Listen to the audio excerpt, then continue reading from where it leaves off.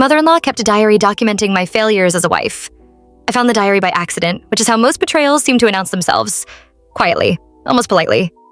I was looking for aluminum foil in my mother-in-law's kitchen drawer, the one she'd told me a dozen times I was welcome to use anytime. The foil wasn't there, but a leather-bound notebook was, tucked beneath oven mitts embroidered with Bible verses. It had my name on the first page, not in cursive, in block letters, like evidence. Observations on Claire as a wife. At first, I laughed. A sharp, startled sound escaped my throat, the kind you make when your brain refuses to accept what your eyes are seeing. But then I started reading. March 12th, Claire served leftovers to her husband. Again, no pride in feeding her family. April 2nd, laundry sat unfolded for 2 days. Daniel had to look for socks.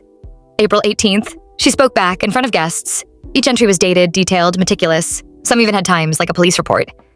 I could practically hear her voice in the margins. Measured, disappointed, righteous. I stood there flipping pages, my hands shaking, heat crawling up my neck. There were notes about how I laughed too loudly, how I wore leggings too often, how I prioritized work over home, like my job was a suspicious lever I refused to give up. One entry simply read, "No dessert prepared. Lazy. That one hurt more than it should have." I thought about every Sunday dinner where she smiled tightly and said, "You must be tired," or "Daniel likes his steak medium, you know." I'd always brushed it off as old school nitpicking. Generational differences. Southern hospitality with sharp edges. No, this was documentation. This was a case being built against me. When she walked in and saw me holding the diary, she didn't gasp or apologize. She sighed, like I'd just confirmed something she'd long suspected. "Well," she said, folding her arms. "Now you know." I asked her why.